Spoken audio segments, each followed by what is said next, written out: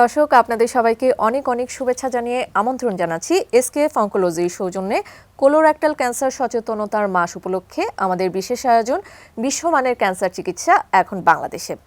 আপনাদের সাথে আছি আমি ডাক্তার ফাতিহা শাফি, আর থাকছে অনুষ্ঠানের পুরোটা সময় জুড়ে।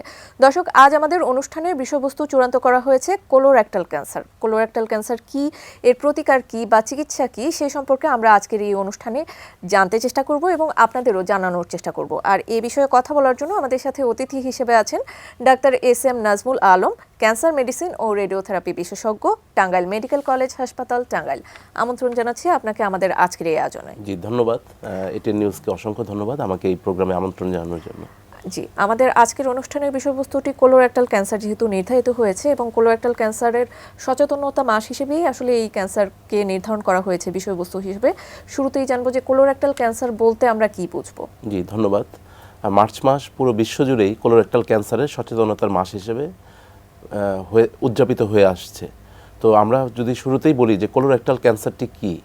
কোলোরেক্টাল ক্যান্সারটি হলো বৃহদান্ত এবং মলাশয়ের যে ক্যান্সার, সেটিকেই আমরা কোলোরেক্টাল ক্যান্সার বলে থাকি। তো বৃহদান্তে অথবা মলাশয়ে যদি কোনো চাকা বা পিণ্ড পাওয়া যায়, যে চাকা বা পিণ্ডটি অনেক দীর্ঘ সময় ধরে অনিয়ন্ত্রিতভাবে বেড়ে চলছে এবং ভালো হচ্ছে না, তাহলে সেটা যদি ক্যান্সারে রূপান্তরিত হয়, তাহলে আমরা একে কোলোরেক্টাল ক্যান্সার অথবা বৃহদান্ত ও মলাশয়ের ক্যান্সার বলে থাকি। আচ্ছা, আমরা যদি বাংলাদেশের পরিস্থিতি বিবেচনা করি বিশ্বের সাথে তুলনা করে, কোলোরেক্টাল ক্যান্সার আসলে সেক্ষেত্রে কি অবস্থানে আছে? জি, খুবই গুরুত্বপূর্ণ একটি কোশ্চেন। পুরো পৃথিবীতেই টপ 5 ক্যান্সারের মধ্যে কোলোরেক্টাল ক্যান্সার আছে এবং বাংলাদেশেও এর ব্যতিক্রম নয়। প্রথম 5টি যে ক্যান্সার বাংলাদেশে বিদ্যমান পুরুষ এবং নারীদের মধ্যে, তার মধ্যে কোলোরেক্টাল ক্যান্সার অন্যতম। এবং আগে যেটা দেখা যেত যে 50 বছরের পরেই কোলোরেক্টাল ক্যান্সার হতো, কিন্তু বর্তমানে দেখা যাচ্ছে যে এটা 20 থেকে 30 বছর, ইভেন কি 40 বছরের বয়সেও পুরুষ এবং নারী সবারই এই কোলোরেক্টাল ক্যান্সারটি হচ্ছে। এবং একটা সমীক্ষায় দেখা গেছে যে প্রতি বছর বাংলাদেশে 12,000 পুরুষ এবং নারী এই কোলোরেক্টাল ক্যান্সার আক্রান্ত হয় এবং প্রায় 6,000 পুরুষ এবং নারী এই কোলোরেক্টাল ক্যান্সারে প্রতি বছর মৃত্যুবরণ করে। আচ্ছা, আপনি যে রেশিওটি বললেন, প্রতি বছর প্রায় 12,000-এর মতো আক্রান্ত হয়ে থাকে এবং সেটির ক্ষেত্রে এখন কিন্তু নির্ধারিত কোনো বয়স সীমা নেই। তো সেই ক্ষেত্রে কি কি প্রিডিসপোজিং ফ্যাক্টরস কাজ করে? জি, তো প্রিডিসপোজিং ফ্যাক্টর যেটা ফ্যামিলি হিস্ট্রি, এটা খুবই ইম্পর্টেন্ট। অনেকের দেখা যায় যে তার ফ্যামিলির মধ্যে যদি কোলন ক্যান্সার থেকে থাকে, তাহলে ওই ফ্যামিলির মেম্বারের ফার্স্ট ডিগ্রি রিলেটিভ যারা আছেন, তাদের কোলো এবং রেক্টাল দুইটা ক্যান্সারই হওয়ার ঝুঁকিতে থাকেন। অতএব সেক্ষেত্রে আমরা যদি কারো ফ্যামিলিতে কোলোরেক্টাল ক্যান্সার থেকে থাকে, তাহলে তাদের আমরা বলি যে আপনারা 40 বছর বয়স থেকেই কোলোনোস্কোপি করা শুরু করবেন। এবং এছাড়াও কিছু ফ্যামিলিয়াল ডিজিজ আছে, যেমন লিন্স সিনড্রোম, এরকম বেশ কিছু রোগ আছে যেগুলো যদি তার ফ্যামিলিতে অথবা তার মধ্যে অথবা ওই লোকের মধ্যে যদি পলিপ থেকে থাকে, রেক্টাল পলিপ অথবা কোলোনিক পলিপ, তাহলেও তার এই ক্যান্সারটা হওয়ার ঝুঁকি থাকে। আচ্ছা, তো সেক্ষেত্রে কি কি লক্ষণ বা উপসর্গ দেখলে সাধারণ রোগীরা বুঝতে পারবে যে সে কোলোরেক্টাল ক্যান্সারের দিকে যাচ্ছে? খুবই ইম্পর্টেন্ট কোশ্চেন যে লক্ষণগুলো প্রথম যে লক্ষণ সেটা হলো পায়খানার সাথে রক্ত আসা। পায়খানার সাথে একদম তাজা রক্ত আসতে পারে, আবার কালচে রক্ত আসতে পারে। এটি হলো প্রথম লক্ষণ। রোগীরা সাধারণত এটি নিয়েই সবচেয়ে বেশি আসে। এছাড়া যেটি নিয়ে আসে সেটি হলো পায়খানার বা মলত্যাগের অভ্যাসের পরিবর্তন। দেখা গেল যে রোগীর 15 দিন একদম পাতলা পায়খানা হচ্ছে, তো আবার 15 দিন একদমই কোষ্ঠকাঠিন্য অথবা কনস্টিপেশন হচ্ছে। এই সিমটমটি নিয়েও আসে। তেমন আসে যে পেট ব্যথা, হঠাৎ করেই তাদের প্রচণ্ড পেটে ব্যথা, যেটা আগে কখনোই ছিল না, এবং সাধারণ ওষুধ খেয়েও সেই পেট ব্যথাটা যাচ্ছে না। এছাড়া রোগীরা আসে আমাদের কাছে প্রচণ্ড রকম দুর্বলতা নিয়ে, অবসাদগ্রস্ততা নিয়ে, এবং হঠাৎ করে ওজন কমে যাওয়া। তারা বলছে যে আগে যেরকম ওজন ছিল, আমাদের শেষ 6 মাসে 10 কেজির বেশি ওজন কমে গিয়েছে। এছাড়া যদি কোলোরেক্টাল ক্যান্সারটা অন্য কোনো জায়গায় ছড়িয়ে যায়, যেমন লিভারে ছড়িয়ে যায়, তাহলে জন্ডিস নিয়ে আসতে পারে। যদি ব্রেনে ছড়িয়ে যায়, তাহলে মাথা ব্যথা, বমি নিয়ে আসতে পারে। যদি লাংসে ছড়িয়ে যায় বা ফুসফুসে ছড়িয়ে যায়, তাহলে শ্বাসকষ্ট নিয়েও রোগীরা আমাদের কাছে এসে থাকে। আচ্ছা, আপনি যেরকমটা বললেন যে রক্ত যাওয়ার যে বিষয়টি, তো সেটি তো অনেক ক্ষেত্রে পাইলসের ক্ষেত্রেও হতে পারে। তাহলে আসলে ডিফারেন্সিয়েট বা আলাদা করার উপায় কি? আলাদা করার উপায় হলো দীর্ঘমেয়াদী যদি কারোর রক্ত যায়, পাইলস অথবা হেমোরয়েড যেগুলো হয়, সেখানে খুব স্বল্প মেয়াদী রক্ত যায়, অথবা সেটা একদম তাজা রক্ত থাকে, কিন্তু কারো দেখা গেল একদম কালচে কুচকুচে কালো রক্ত যাচ্ছে, পায়খানাটা একদম কালো হচ্ছে, অথবা তাজা রক্ত সবসময়ই যাচ্ছে, যেটা 5 মাস 6 মাস হয়ে যাচ্ছে, ঠিক হচ্ছে না। সেক্ষেত্রে অবশ্যই একজন চিকিৎসকের শরণাপন্ন হয়ে এটা দেখতে হবে যে এটা কি আসলেই হেমোরয়েড অথবা এই অর্শগেজ নাকি আবার ক্যান্সার, সেটা অবশ্যই তাকে চিকিৎসকের শরণাপন্ন হয়ে দেখতে হবে। আচ্ছা, ডায়াগনোসিস কি কি দিয়ে থাকেন বা পরীক্ষা নিরীক্ষাগুলো কি কি হয়ে থাকে? জি ধন্যবাদ। তো আমরা যখনই এই লক্ষণগুলো পেয়ে থাকি, আমাদের কাছে যখন রোগীরা আসেন তখন আমরা বেশ কিছু পরীক্ষা করে থাকি। একদম রুটিন এক্সাম, যেমন একটা আলট্রাসাউন্ড হোল অ্যাবডোমেন, আমরা চিকিৎসকরা পায়খানা রাস্তায় আঙ্গুল দিয়ে দেখার চেষ্টা করি যে কোনো চাকা বা পিণ্ড আছে নাকি। তো যদি আমরা সেরকম কিছু মনে করি তাহলে আমরা প্রথম যে আমাদের মেইন পরীক্ষা সেটা হলো কোলোনোস্কোপি। আমরা একটি ভিডিও ক্যামেরা পায়খানার রাস্তায় প্রবেশ করাই, সেটা আমাদের এই মলাশয় বা রেকটাম এবং একই সাথে কোলন বা যেটা বৃহদান্ত, এই পুরোটাই আমরা এই ভিডিও এন্ডোস্কোপির মাধ্যমে আমরা দেখে থাকি। এবং দেখে যদি কোনো পিণ্ড থাকে তাহলে সেখান থেকে আমরা বায়োপসি অথবা মাংসপিণ্ডটি আমরা নিয়ে আসি পরীক্ষা করার জন্য যে এখানে ক্যান্সারের জীবাণু আছে নাকি। তবে যেটা হয় যে অনেক রোগী কোলোনোস্কোপি করতে চায় না, যেহেতু এটা একটি পেইনফুল প্রসিডিউর, যদিও এখন খুব বেশি পেইনফুল নয়। তবে আমাদের সিটি কোলোনোস্কোপিটিও অ্যাভেলেবেল আছে, যদি কেউ কোলোনোস্কোপি না করতে চায় তাহলে আমরা সিটি স্ক্যানের মাধ্যমে কোলোনোস্কোপি করি। কিন্তু সেক্ষেত্রে যদি কোনো চাকা পাই তাহলে কোলোনোস্কোপি ছাড়া আর কোনো পদ্ধতি থাকে না, তখন আমরা কোলোনোস্কোপির সাহায্যই নেই। এছাড়া যদি কারো রক্ত আসে তাহলে আমরা স্টুল পরীক্ষাটি করে থাকি, যে স্টুলের মধ্যে কোনো ব্লাড আছে নাকি, যেটাকে আমরা স্টুল অকাল ব্লাড টেস্ট বলি, অথবা ফিকাল ইমিউনোলজিক্যাল টেস্ট করি আমরা স্টুলে, যে স্টুলে কোনো হিডেন ব্লাড আছে নাকি। যদি হিডেন ব্লাড থাকে স্টুলে তাহলেও আমরা কোলোনোস্কোপির দিকে আগাই। এবং এই রোগটি যখন বায়োপসির মাধ্যমে নির্ণয় হয় তখন আমরা আরও বড় বড় পরীক্ষায় যাই, যেমন CT scan chest, CT scan abdomen, CT scan pelvis, ব্যাপ্তি বোঝার জন্য যে এই রোগটা শরীরের অন্য কোনো জায়গায় ছড়িয়েছে কিনা। এছাড়া আমরা কিছু টিউমার মার্কার করে থাকি। মোটামুটি মোটা দাগে এই পরীক্ষাগুলো আমরা করে থাকি। আচ্ছা, অনেকগুলো পরীক্ষা নিরীক্ষার কথা বললেন আপনি। তো জানতে চাচ্ছি যে এই পরীক্ষাগুলো শুধু কি রাজধানীতেই অ্যাভেলেবল, যেমন আপনি টাঙ্গাইল থাকেন, সেরকম যদি আমরা জেলা বা উপজেলা পর্যায়ে যদি আমরা চলে যাই, এই পরীক্ষাগুলো কি সেখানেও অ্যাভেলেবল? এগুলো এই CT scan, chest, abdomen, pelvis যেমন অ্যাভেলেবল, এবং একই সাথে কোলোনোস্কোপিও এবং বায়োপসির যে প্রসিডিউরটা সবগুলোই অ্যাভেলেবল। আমরা জেলা পর্যায়েও সবগুলো পরীক্ষা করে রোগ নির্ণয় করতে পারছি এবং একই সাথে চিকিৎসাও দিতে পারছি। আচ্ছা আচ্ছা, এবার চিকিৎসা প্রসঙ্গে যদি চলে যাই, যে চিকিৎসা পদ্ধতি আসলে কি কি হয়ে থাকে? জি জি, আমাদের কোলন এবং রেকটাম এই দুটি আলাদা ক্যান্সার, এবং দুটি ক্যান্সারেরই সর্বপ্রথম চিকিৎসা হলো সার্জারি। যদি আমরা প্রাথমিক অবস্থায় রোগটি নির্ণয় করতে পারি তাহলে আমরা সার্জারিটাই সবচেয়ে বেশি প্রিফার করি। যে আমরা যদি কোলনে ক্যান্সার হয় তাহলে কোলেক্টমি নামে একটি অপারেশন, যে কোলনটা কেটে ফেলে দেওয়া, আর যদি রেকটামে অপারেশন হয় তাহলে এপিআর, অ্যাবডোমিনোপেরিনিয়াল রিসেকশন অথবা এলএআর বলি আমরা, এই অপারেশনগুলোই আমরা শুরুতে করার চেষ্টা করি। তো সাধারণত আমরা শুরুতে একজন সার্জনের অপিনিয়ন নেই যে উনি অপারেশন করতে পারবেন নাকি। যদি উনি অপারেশন করতে পারে তাহলে উনি ফার্স্টে অপারেশন করে, আর যদি কোনো ডিজিজ খুবই অ্যাডভান্স থাকে, লোকালি অ্যাডভান্স, দেখা গেল যে কোলন ক্যান্সারটি হয়েছে অথবা যে রেকটাম ক্যান্সারটি হয়েছে তার আশেপাশে লিম্ফ নোড বা লসিকা গ্রন্থিগুলো ইনভলভড আছে, অথবা টিউমারের যে বার্ডেন, সেই বার্ডেনটা অনেক বেশি, সেক্ষেত্রে আমরা অনেক সময় অপারেশনটা পরে করি। আগে কেমোথেরাপি এবং রেডিওথেরাপি এই দুটো দিয়ে সার্জনের অপারেশন করার মতো ফিজিবল করে তারপরে আমরা আবার সার্জনের কাছে অপারেশনের জন্য পাঠাই। আচ্ছা, চিকিৎসা পদ্ধতিগুলো নিয়ে আমরা আসলে আরও বিস্তারিত আলোচনা করব। আমাদের একটি ছোট্ট বিজ্ঞাপন বিরতির সময় হয়ে গেছে, বিরতির পর আবারও যুক্ত হচ্ছি। ধন্যবাদ দর্শক, সময় হয়ে গেল ছোট্ট একটি বিজ্ঞাপন বিরতির, কোথাও যাবেন না, আমাদের সাথেই থাকুন।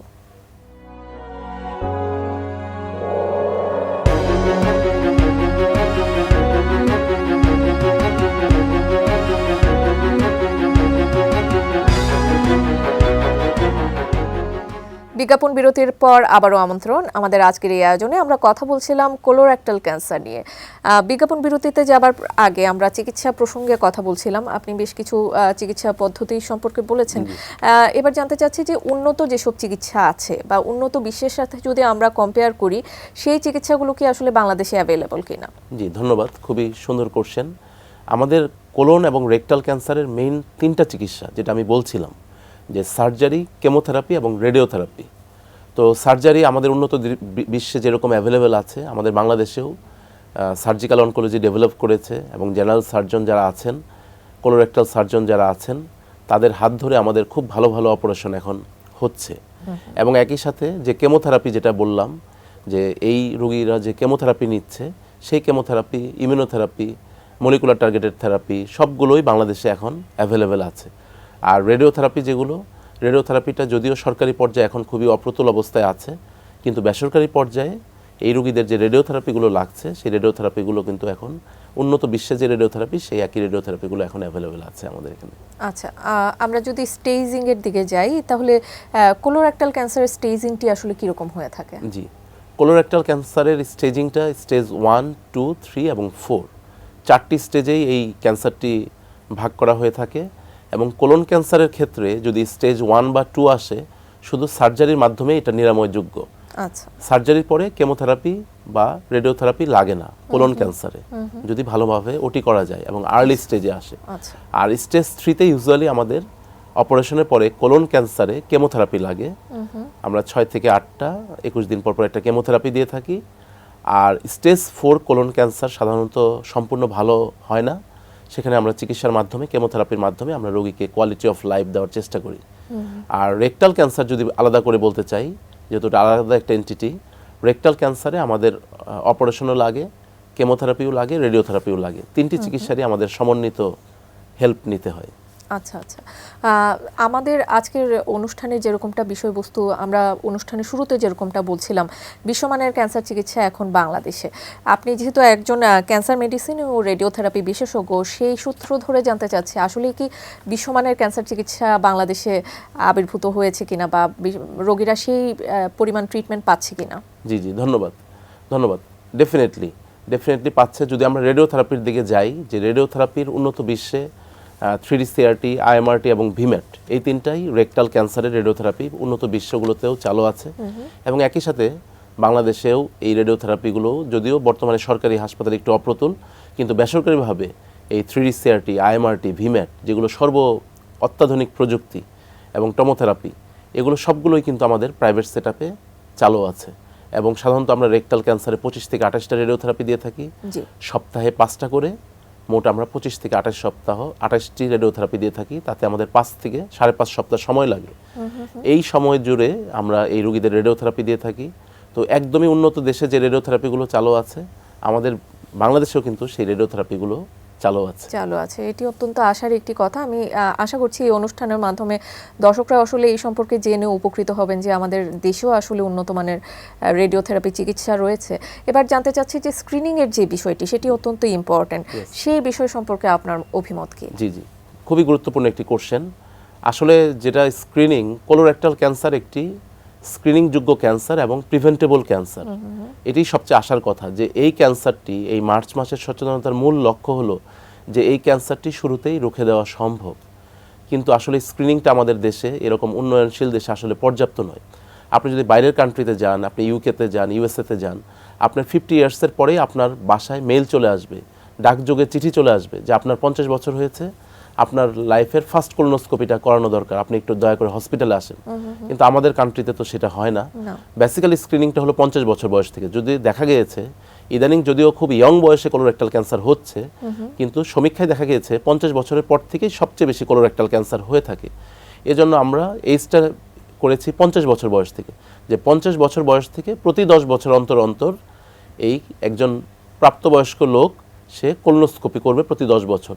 যদি এই কোলোনোস্কোপিতে কোনো খারাপ কোনো পলিপ বা কোনো কিছু এসে থাকে, তাহলে আমরা শুরুতেই ট্রিটমেন্ট করতে পারবো, এবং যেমন অর্থনৈতিকভাবে আমাদের সাশ্রয় হবে এবং তার রোগটি মুক্তির জন্যও আমাদের মারাত্মক রকম বেনিফিট হবে।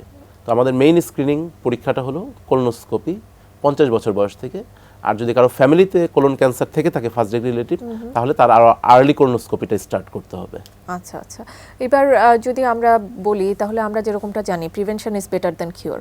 তো আসলে কি কি প্রতিরোধ ব্যবস্থা নিলে কোলন ক্যান্সারকে প্রতিহত করা যেতে পারে? খুব ইম্পর্টেন্ট কোশ্চেন। কোলন ক্যান্সারের বাকি যে ক্যান্সারগুলো আছে, এই ক্ষেত্রেও এর ব্যতিক্রম নয়।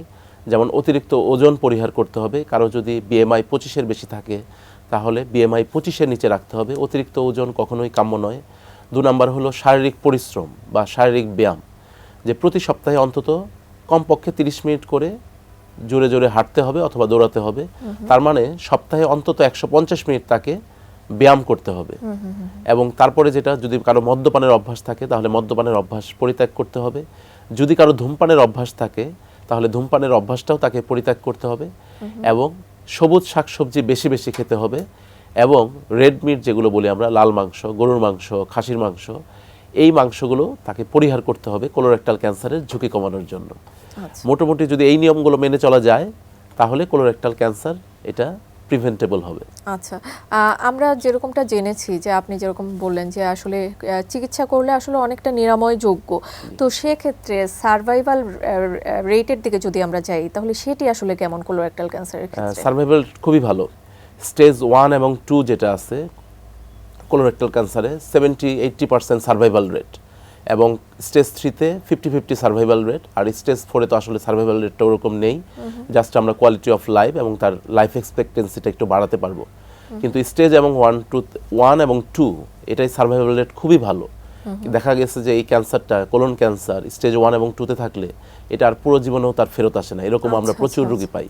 আচ্ছা আচ্ছা, আর যদি পরবর্তীতে অন্য স্টেজে 3 বা লাস্ট স্টেজে চলে যায় তখন সেক্ষেত্রে কি আসলে কি করণীয়? আমরা শুরুতে যখন স্টেজ 1, 2 অথবা 3-তে পাই তখন তো আমরা কিউরেটিভ হিসেবেই ট্রিট করি, কিন্তু যদি আনফরচুনেটলি কখনো আবার এটা রিকারেন্স হয় অথবা ফেরত আসে, সেটা আমি আগেই বলেছি ফেরত আসতে পারে লিভারে, ফেরত আসতে পারে লাংসে, ব্রেইনে অথবা বোনসে। যদি এটা ফেরত আসে তখন আসলে এটা খুব অ্যাডভান্স স্টেজে ফেরত আসলে আমাদের তেমন কিছু করার থাকে না, আমরা সেক্ষেত্রে পেলিয়েটিভ কেমোথেরাপিটাই অফার করে থাকি। সেক্ষেত্রে উনি কেমোথেরাপিটাই নিয়ে থাকে যাতে এই রোগটা নিয়ন্ত্রণে থাকে এবং উনি দীর্ঘদিন ভালো থাকতে পারে। আচ্ছা, আমরা যেরকমটা জানি যে আসলে ক্যান্সার আসলে অনেক ব্যয়বহুল একটি ট্রিটমেন্ট, এবং এই ট্রিটমেন্টের মাধ্যমে যারা উচ্চবিত্ত থাকে তারা মধ্যবিত্ত হয়ে যায়, মধ্যবিত্তরা আসলে নিম্নবিত্ত হয়ে যায়, আর নিম্নবিত্তদের কথা আসলে আর সেক্ষেত্রে আর বিশেষভাবে বলার কিছু নেই। কিন্তু এই যে এত একটা এক্সপেন্সের বিষয়, সেটিকে আসলে আমাদের সাধারণ মানুষের বহন করার ক্ষমতা আছে কিনা? খুবই ভালো করছেন। ক্যান্সার যেমন একটি দুরারোগ্য রোগ এবং একই সাথে এর চিকিৎসা পদ্ধতি মারাত্মক রকম ব্যয়বহুল। যদি আমরা জাস্ট ধরে ধরে বলি যে রেকটাল ক্যান্সার, একটা রেকটাল ক্যান্সার যদি সাধারণ মানুষ সরকারি হাসপাতালে চিকিৎসা নেয় তাহলে ওরকম খরচ নাই, কিন্তু যদি প্রাইভেট সেটআপে যায় তাহলে অনেক খরচ। একটা অপারেশন করতে 1.5 থেকে 2 লাখ টাকা চলে যাবে। আমাদের যে রেডিওথেরাপিটা দেই রেকটাল ক্যান্সারে প্রায় 5 সপ্তাহর যে রেডিওথেরাপি, সেখানে প্রায় 1.5 লাখ থেকে 2 লাখ টাকা চলে যাবে একটি ভালো মানের রেডিওথেরাপি নিতে। আমরা যে কেমোথেরাপিটা দিয়ে থাকি 6 থেকে 8টা কেমোথেরাপি, সেই কেমোথেরাপিতেও প্রায় 2 লাখ টাকা চলে যাবে। তার মানে দেখাই যাচ্ছে প্রায় 5 থেকে 6 লক্ষ টাকা তার প্রাইভেট সেটআপে মিনিমাম তার খরচ। তো এক্ষেত্রে সুখের কথা হলো যে আমাদের যে মহাখালী ক্যান্সার হাসপাতাল আছে ওখানে আমাদের রেডিওথেরাপিটা যেরকম স্বল্প মূল্যে চালু আছে, এবং আমাদের কেমোথেরাপির ওষুধগুলো সরকারিভাবে মহাখালী ক্যান্সার হাসপাতাল, Dhaka medical, Kurmitola general hospital, এই হসপিটালগুলোতে ক্যান্সারের ওষুধগুলো সরকারিভাবে দেওয়া হয়ে থাকে রোগীদের। তো এবং অপারেশনগুলোও সরকারি সেটআপে হয়ে থাকে। সেক্ষেত্রে মধ্যবিত্ত বা নিম্ন মধ্যবিত্তদের জন্য এটা একটি আশার ব্যাপার যে সরকারি সেটআপে ওনারা এই চিকিৎসাটা নিতে পারবেন কম মূল্যে। আচ্ছা, কোনো কি লিমিটেশন বা সীমাবদ্ধতা আছে কিনা? আপনি কি মনে করেন যে এই চিকিৎসাগুলোর ক্ষেত্রে কোনো সীমাবদ্ধতা আছে, বা এই সীমাবদ্ধতাগুলোকে আমরা কিভাবে ওভারকাম করতে পারি? জি, ডেফিনেটলি। আমরা বারবারই বলি যে রেডিওথেরাপির মেশিনের একটা মারাত্মক রকম সীমাবদ্ধতা আছে। আমাদের সরকারি মেডিকেল কলেজগুলো জাস্ট আজকে এখন যেখানে মানে বসে কথা বলছি ঠিক এই সময়টাতেই আমাদের ঢাকা মেডিকেল কলেজের রেডিওথেরাপি মেশিনগুলো নষ্ট, আমাদের বঙ্গবন্ধু শেখ মুজিব মেডিকেল বিশ্ববিদ্যালয় অথবা বাংলাদেশ মেডিকেল ইউনিভার্সিটির মেশিনটি নষ্ট, আমাদের মহাখালী ক্যান্সার হাসপাতালের প্রত্যেকটি রেডিওথেরাপি মেশিন এখন কার্যকর নয়। তাহলে সরকারি সেটআপে রেডিওথেরাপি মেশিনগুলো ঠিকমতো কাজ করছে না, বগুড়াতে রেডিওথেরাপি মেশিন কাজ করছে না। তাহলে যদি রেডিওথেরাপি মেশিনগুলো সরকারি সেটআপে যদি আমরা ঠিক করে আনতে পারি তাহলে তো আমাদের এই বেসরকারির বিশাল ব্যয়বহুল চিকিৎসাটি জনগণকে আর পোহাতে হয় না। অতএব আমার মনে হয় যে সরকারি সেটআপে আরও নজর দেওয়া উচিত। সরকারি সেটআপের যে রেডিওথেরাপি মেশিনগুলো আছে এগুলো দ্রুত চালু করা উচিত এবং এগুলো সবসময় ফাংশনিং রাখা উচিত। তাহলে ডেফিনেটলি আমাদের মতো উন্নয়নশীল দেশে আমাদের প্রাইভেট প্রতিষ্ঠানের প্রতি ঝুঁকতে হবে না, সেক্ষেত্রে আমরা সরকারি সেটআপে রেডিওথেরাপিগুলো নিতে পারবো। আচ্ছা, কিছু সীমাবদ্ধতা আছে এবং আপনি কিছু আশার বাণীও শুনিয়েছেন অলরেডি। তো আমি জাস্ট শেষ একটি প্রশ্ন রাখতে চাচ্ছি, কিন্তু তারপরেও আসলে কিন্তু আমাদের যেসব রোগীরা আছে তারা কিন্তু বহির্মুখী বা বিদেশে গিয়ে চিকিৎসা নিতে আগ্রহী, সেটির পেছনে আসলে কারণ কি সেটি সম্পর্কে সংক্ষেপে জানতে চাচ্ছি। জি, ধন্যবাদ। এটা আমরা প্রতিনিয়তই দেখতে পাচ্ছি যে ইন্ডিয়া, থাইল্যান্ড, ব্যাংকক এই সাইডের রোগীদের যাওয়ার একটি বিশাল ঝোঁক রয়েছে। বেসিক্যালি আমার কাছে যেটা মনে হয়েছে যে আমরা যদি এক ছাদের নিচে দিতে পারতাম চিকিৎসাটা তাহলে রোগীরা আর এইভাবে দৌড়াতো না। যেমন সার্জারি করার জন্য সে টাঙ্গাইল থেকে আসছে ঢাকায়, রেডিওথেরাপির জন্য আবার আসছে টাঙ্গাইল থেকে ঢাকায়, কেমোথেরাপিটা নিচ্ছে টাঙ্গাইলে, অথবা ঢাকাতেই বায়োপসিটা এক জায়গায় হচ্ছে তো কেমোথেরাপি আরেক জায়গায়, তো রেডিওথেরাপি আরেক জায়গায়, তো সার্জারি আরেক জায়গায়। আমরা যদি একই ছাদের নিচে একটা কোয়ালিটি ট্রিটমেন্ট দিতে পারতাম তাহলে পেশেন্টগুলো এইভাবে দৌড়াতো না, এবং একই সাথে একটা ন্যাশনাল গাইডলাইনও দরকার, যে গাইডলাইনের ভিত্তিতে আমরা একই রকমভাবে সবাই, পুরো পৃথিবীতে যেরকম ট্রিটমেন্ট চলছে আমাদের বাংলাদেশেও একইভাবে চলছে, কিন্তু আমরা একটা কনসেনসাস গাইডলাইন যদি আমাদের থাকে এবং সেই গাইডলাইন যদি আমরা ফলো করি, তাহলে কিন্তু রোগীর বিভ্রান্তি হওয়ার সম্ভাবনা কম এবং তারা বাংলাদেশেই চিকিৎসা নেবে এবং বাংলাদেশের উপরেই তারা ফেথ রাখবে। আমরা সেই ব্যাপারে শতভাগ আশাবাদী। আপনাকে অসংখ্য ধন্যবাদ আপনার অত্যন্ত মূল্যবান সময়ের জন্য। আপনার মাধ্যমে আমরা কোলোরেক্টাল ক্যান্সার সম্পর্কে জানলাম, আরও অনেকগুলো বিষয় সম্পর্কে জানতে পারলাম। ভবিষ্যতে সুযোগ হলে আমরা এই বিষয়গুলো নিয়ে আরও বিস্তারিত আলোচনা করব। জি, ধন্যবাদ এটিএন নিউজকে এবং আমার দর্শক শ্রোতাদের যারা এতক্ষণ মনোযোগ দিয়ে অনুষ্ঠানটি দেখলেন, সবাইকে অসংখ্য ধন্যবাদ। জি দর্শক, এই ছিল আমাদের আজকের এই আয়োজন। আমরা এই অনুষ্ঠানের মাধ্যমে জানানোর চেষ্টা করেছি কোলোরেক্টাল ক্যান্সার সম্পর্কে এবং কিভাবে কোলোরেক্টাল ক্যান্সার সম্পর্কে আপনারা সচেতন হতে পারেন এবং চিকিৎসা নিতে পারেন, দেশের টাকা দেশেই রাখতে পারেন। আপনাদের জন্য অনেক অনেক শুভকামনা জানিয়ে আজকের মতো এখানেই বিদায় নিচ্ছি। সেই পর্যন্ত সবাই ভালো থাকবেন, সুস্থ থাকবেন আর এটিএন নিউজের সাথেই থাকবেন।